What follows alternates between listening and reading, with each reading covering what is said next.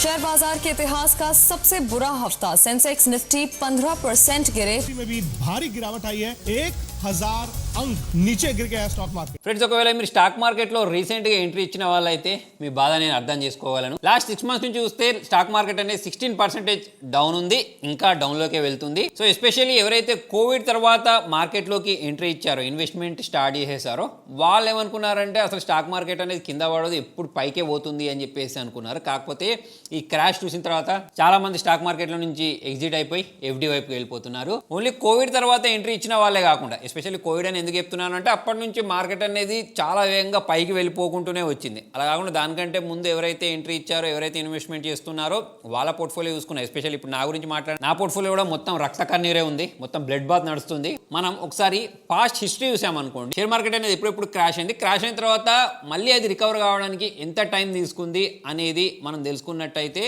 మనకు కొంచెం ధైర్యం అయితే వస్తుంది. అయితే వీళ్ళు చెప్పింది కాకుండా popular fund manager Peter Lynch ఉంటాడు సార్. అయితే పీటర్ లించ్ చెప్పేది ఏంటి అంటే, మనం మార్కెట్లోకి ఎంట్రీ ఇస్తున్నాం, స్టాక్ మార్కెట్లో ఇన్వెస్ట్మెంట్ చేస్తున్నాము అని అంటే మనం ఈ స్టాక్ మార్కెట్ యొక్క పాస్ట్ హిస్టరీ కూడా తెలుసుకుంటే మనకు చాలా బాగా యూజ్ అవుద్ది అని చెప్తూ ఉంటాడు. ఈ స్పీచ్లో చెప్పింది అంటే పాస్ట్ 93 yearsలో ఈ మార్కెట్ అనేది దాదాపుగా 50 సార్లు క్రాష్ అయిందంట. అంతేకాకుండా ఈ 50 డౌన్ఫాల్స్లలో 20% కంటే ఎక్కువగా 10 సార్లు మార్కెట్ అనేది క్రాష్ అయిందంట. సో ఇలా 20% కంటే ఎక్కువ పడితే బేర్ మార్కెట్ అంటాం కదా. సో ఇలా ఈ బేర్ మార్కెట్ అనేది ఎవ్రీ 6 years ఒకసారి వస్తూనే ఉంటుందంట. మొత్తానికి నేను చెప్పింది ఏంటి అంటే, మార్కెట్లో ఇటువంటి క్రాషెస్ అనేవి కామన్గా వస్తూనే ఉంటాయి, మార్కెట్ అనేది డౌన్ అవుతూనే ఉంటుంది. కాబట్టి వీటికి సిద్ధపడిన వాళ్ళు మాత్రమే మార్కెట్లోకి ఎంట్రీ ఇవ్వండి. అంటే మార్కెట్ అనేది కింద కూడా పడుతుంది, ఓన్లీ పైకి మాత్రమే పోదు. మార్కెట్ అనేది ఎవ్రీ 6 yearsకి 2 yearsకి ఇలా 10%, 20% కింద పడుద్ది అని ఎవరైతే సన్నద్ధమై వస్తారో వాళ్ళు మాత్రమే మార్కెట్లోకి ఎంట్రీ ఇవ్వాలి అని చెప్పేసి ఈ స్పీచ్ యొక్క ఉద్దేశం అన్నట్టు. అయితే ఇప్పుడు మన ఇండియాలో ఎప్పుడెప్పుడు ఇటువంటి పెద్ద పెద్ద క్రాషెస్ వచ్చాయి, క్రాషెస్ వచ్చిన తర్వాత అది రికవర్ కావడానికి ఎంత టైం పట్టింది అనే దాని గురించి మనం మాట్లాడినట్టయితే, సో దీనిలో ఫస్ట్ మనం మాట్లాడవలసిన క్రాష్ ఏంటి అంటే 1865 క్రాష్ గురించి. అదేంటి బిఎస్సీ అనేది 1875లో వచ్చింది కదా అని అంటే, దానికంటే ముందు కూడా మన ఇండియాలో ఇలా ట్రేడింగ్ చేసేవాళ్ళు, అంటే గుజరాతీ ప్లస్ ఈ పార్సీ ట్రేడర్స్ ఎవరైతే ఉంటారో వాళ్ళు ఓన్లీ ట్రస్ట్ బేస్ మీద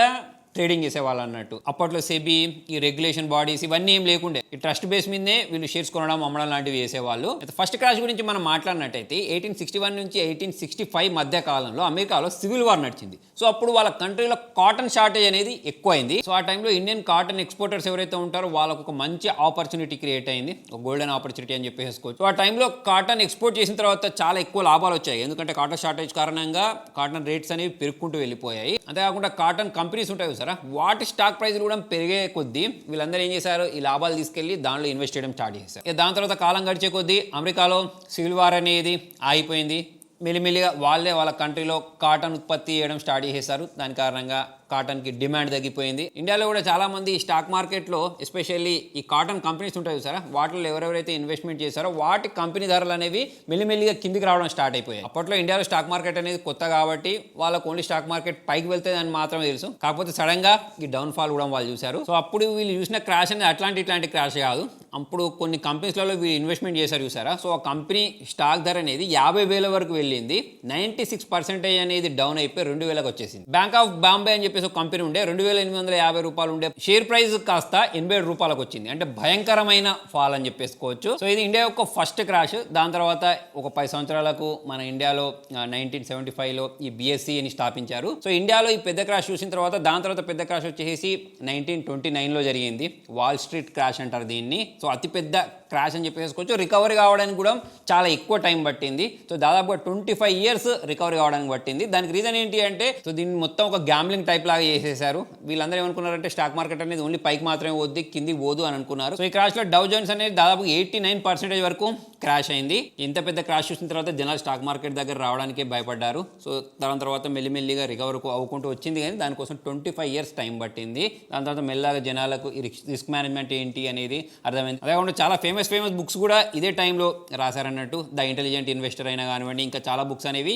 ఇవే టైంలో రాయబడ్డాయి. దాని తర్వాత మార్కెట్ అనేది మెల్లిమెల్లిగా పుంజుకోవడం స్టార్ట్ అయింది. మరి దీని తర్వాత ఎటువంటి క్రాష్ రాలేదనంటే వచ్చింది. మీ అందరికీ కూడా మీలో చాలా మంది తెలిసి ఉంటుంది. అదేంటి అంటే హర్షద్ మెహతా స్కామ్, 1992లో వచ్చిన స్కామ్. ఈ టైంలో మార్కెట్ అనేది 44% వరకు క్రాష్ అయింది. అయితే ఈ మా క్రాష్ అయిన మార్కెట్ అనేది మళ్ళీ రికవర్ కావడానికి ఇంతకు ముందు లాగా 20 సంవత్సరాలు పట్టలేదు. ఓన్లీ 2 yearsలోనే మార్కెట్ అనేది రికవర్ అవ్వకుంటూ వచ్చింది. దాని తర్వాత 2000లో మనకు .com బబుల్ క్రాష్ వచ్చింది. ఆ టైంలో కూడా చాలా మంది ఈ టెక్ కంపెనీస్ ఏవైతే ఉంటాయి ఇవి ఓన్లీ పైకి మాత్రమే వెళ్తాయి, కిందికి వెళ్ళదు అని అనుకునేసరికి అక్కడ కూడా మనకు ఒక బబుల్ క్రియేట్ అయింది. సో ఆ టైంలో నాస్డాక్ కూడా 78% క్రాష్ అయింది. ఇక మన ఇండియన్ సెక్సెస్ గురించి మాట్లాడినట్టయితే 6000 నుంచి డైరెక్ట్ 3000 వరకు క్రాష్ అయిపోయింది. కాకపోతే మళ్ళీ అది రికవర్ అవ్వడానికి ఓన్లీ 3.5 years మాత్రం టైం పట్టింది. అలానే 2008లో కూడా ఇటువంటి ఒక క్రాష్ వచ్చింది. మనకు 20,000 ఉన్న సెన్సెక్స్ కాస్త డైరెక్ట్ 9,000కి వచ్చేసింది. ఎక్కడి నుంచి అయితే క్రాష్ అయిందో అక్కడికి రావడానికి ఓన్లీ 2 years టైం మాత్రమే పట్టింది. చాలా ఈజీగా అయితే రికవర్ చేసుకోగలిగింది. 2015లో కూడా ఒక క్రాష్ వచ్చింది. 25% వరకు మార్కెట్ అనేది క్రాష్ అయింది. దానికి రీజన్ ఏంటి అంటే చైనా వాళ్ళు వాళ్ళ కరెన్సీని డివాల్యూ చేశారు. దీని ప్రభావం అనేది ఓన్లీ ఇండియా మీదే కాకుండా గ్లోబల్ గా పడింది. 2016లో కూడా ఇది రికవర్ కాలేదు. దానికి రీజన్ ఏంటి అంటే మన ఇండియాలో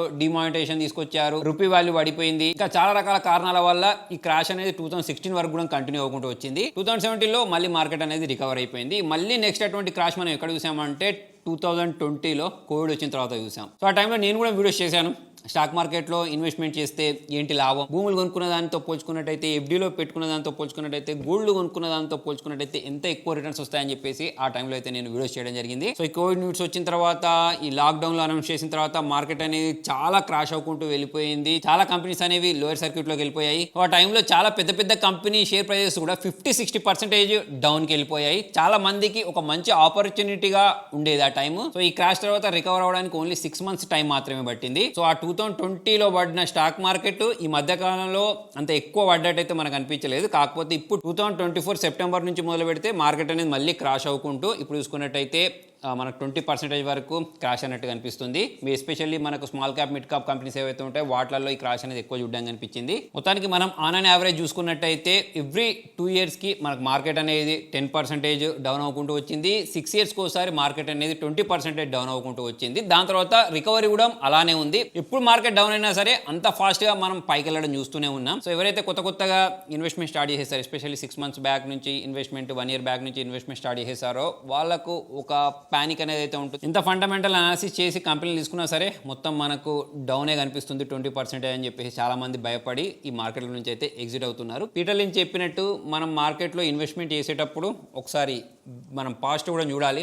ఎక్కడెక్కడైతే క్రాష్ అయింది, మళ్ళీ ఎలా రికవర్ అయింది, వాటిని చూసుకుంటే మనకు ఒక ఐడియా వస్తుంది. మొత్తానికి ఆయన చెప్పింది ఏంటి అంటే మార్కెట్ అనేది పక్కా క్రాష్ అవుతుంది, దానికి కూడా రెడీ అయిన వాళ్ళు మాత్రమే స్టాక్ మార్కెట్లోకి ఎంట్రీ ఇవ్వాలని చెప్పేసి అయితే నేను చెప్పడం జరిగింది. నాకు తెలిసి మీలో కూడా ఎవరైతే రీసెంట్ టైంలో ఇన్వెస్ట్మెంట్ చేశారో లేకపోతే కోవిడ్ టైంలో ఇన్వెస్ట్మెంట్ చేశారో వాళ్ళ పోర్ట్ఫోలియోలో కూడా మొత్తం ఇలా బ్లడ్ బాత్ నడుస్తూ ఉంటుంది. నా పోర్ట్ఫోలియో కూడా అలా నడుస్తుంది. యాక్చువల్లీ దానికి సంబంధించిన స్క్రీన్ రికార్డింగ్ నేను చూపిద్దాం అనుకున్నాను. కాకపోతే సెబీ వాళ్ళు కొన్ని రూల్స్ అండ్ రెగ్యులేషన్స్ తీసుకొచ్చారు. ఎవరైతే ఇన్ఫ్లుయెన్సర్స్ ఉన్నారో వాళ్ళు ఏ స్టాక్లో ఇన్వెస్ట్మెంట్ చేశారు, ఎంత లాభం సంపాదించారు, సో ఇవన్నీ చూపించొద్దు అని చెప్పేసి ఒక గైడ్ లైన్ ఉన్న కారణంగా, ఒక రెగ్యులేషన్ ఉన్న కారణంగా నేనైతే మీకు ఏం చూపించట్లేదు. కాకపోతే మనం గుర్తుపెట్టుకోవాల్సిన విషయం ఏంటి అంటే ఇలా మార్కెట్ ఎప్పుడైతే పడుద్దో సో అది మంచి ఆపర్చునిటీ అని చెప్పేసుకోవచ్చు. ఆ టైంలో మనం ఫండమెంటల్ అనాలిసిస్ చేసి కరెక్ట్ వాల్యుయేషన్లో మనం ఇన్వెస్ట్మెంట్ చేసినట్టయితే ఇన్ ఫ్యూచర్ మనకు మంచి రిటర్న్సే వస్తాయి. సో ఫ్రెండ్స్, మరి మీ పోర్ట్ఫోలియో ఎంత పర్సెంటేజ్ డౌన్ ఉంది అనేది కింద కామెంట్లో రాయండి. సో ఒకవేళ మీరు కూడా ఈ రిస్క్లన్నింటినీ భరించి స్టాక్ మార్కెట్లో ఇన్వెస్ట్మెంట్ చేయాలి అని అనుకుంటే నేను లింక్ అనేది కింద డిస్క్రిప్షన్లో ప్రొవైడ్ చేస్తాను. డీమ్యాట్ అకౌంట్ లింక్ లేదా కామెంట్లో పిన్ చేసి పెడతాను. అక్కడ నుంచి క్లిక్ చేసి మీరు డీమ్యాట్ అకౌంట్ అయితే ఓపెన్ చేసుకోవచ్చు. సో మరి మీకు వీడియో యూస్ఫుల్ అనిపిస్తే లైక్ చేయండి, షేర్ చేయండి. Thank you.